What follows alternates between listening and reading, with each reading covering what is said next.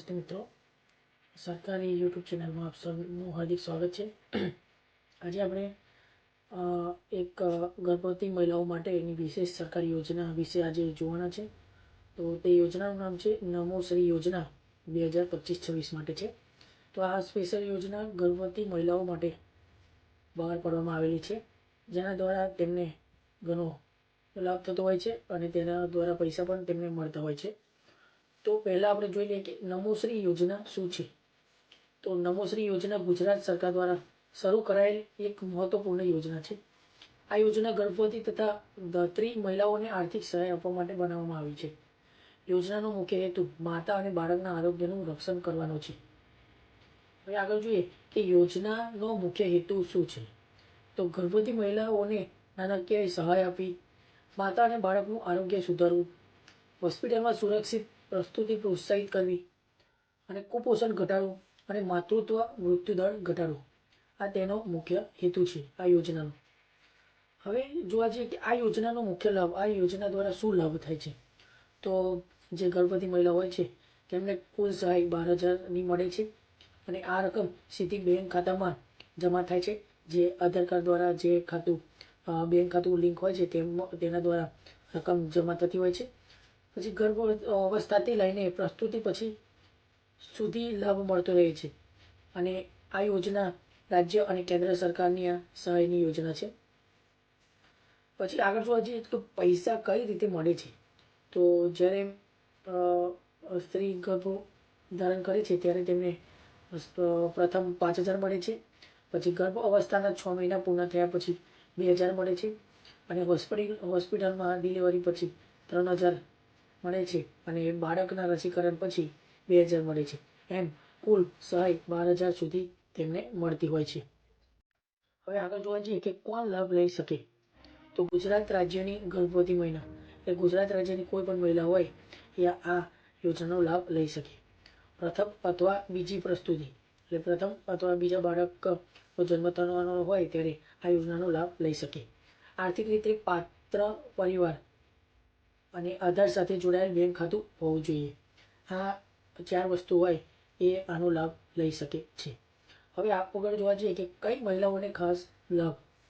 તો BPL card ધરાવતી મહિલા, શ્રમ કાર્ડ ધરાવતી, PMJ કાર્ડ ધરાવતી, ગરીબ વર્ગની મહિલા, ગ્રામ્ય અને શહેરી વિસ્તારની પાત્ર મહિલા, એટલે આ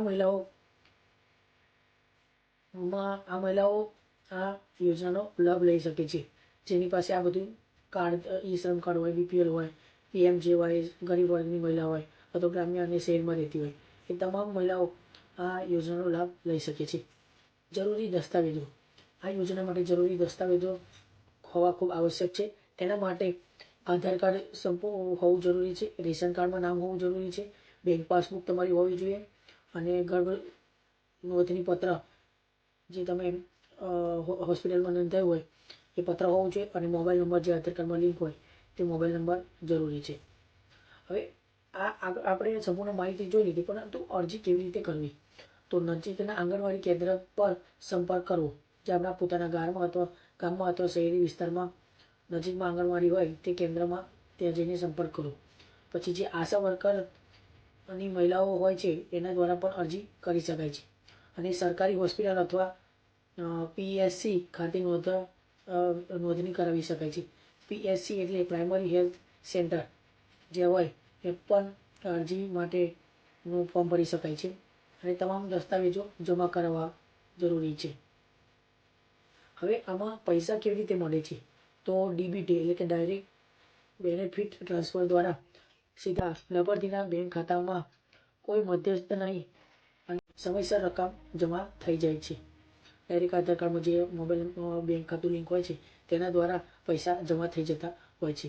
તો મહત્વપૂર્ણ સૂચનાઓ કે ગર્ભ અવસ્થાની સમયસર નોંધણી જરૂરી, આ મેન સૂચના છે। હોસ્પિટલમાં ડિલિવરી ફરજિયાત અને સાચી માહિતી આપવી જરૂરી અને સમયસર રસીકરણ કરાવવું, આ મહત્વપૂર્ણ સૂચનાઓ છે। આ ધ્યાન ખૂબ રાખવા જેવી છે। અને અન્ય જોડાયેલી યોજનાઓ જેમ આ નમોશ્રી યોજના છે એની સાથે બીજી પ્રધાનમંત્રી માતૃત્વ વંદના યોજના, જનની સુરક્ષા યોજના અને આયુષ્માન ભારત યોજના, જે ગર્ભવતી સ્ત્રી હોય છે તેના માટે આ બીજી 3 યોજના પણ નો લાભ આપણે મેળવી શકીએ છીએ. જો આ 3 યોજનાનું તમે સંપૂર્ણ ઇન્ફોર્મેશન જાણવા માગતા હોય તો કમેન્ટમાં જણાવી દેજો, તો આનો પણ આપણે વિડીયો બનાવી દઈશું.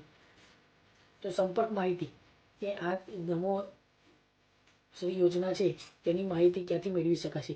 તો આંગણવાડી સેવિકાને તેનો સંપૂર્ણ યોજના વિશે ખ્યાલ હોય છે. પછી આશા વર્કરની જે બહેનો હોય તેમને ખબર હોય છે. તાલુકા આરોગ્ય કચેરી અને સરકારી હોસ્પિટલ ત્યાં જઈને સંપર્ક કરવો. વધુ માહિતી માટે નજીકની સરકારી કચેરીનો સંપર્ક કરો અને સરકારી યોજનાનો લાભ લો.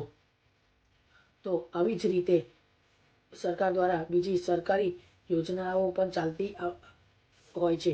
તો તેની પણ જાણકારી માટે અમારી ચેનલને સબસ્ક્રાઈબ કરો અને તમારા મિત્રો સગા સંબંધીઓને પણ આ યોજના શેર કરો, જેથી તેઓ પણ આ યોજનાનો લાભ લઈ શકે. અને આવી જ રીતે બીજી યોજનાનો પણ જો તમારે વધારે ઇન્ફોર્મેશન જાણવી હોય તો તમે કમેન્ટમાં જરૂર જણાવતો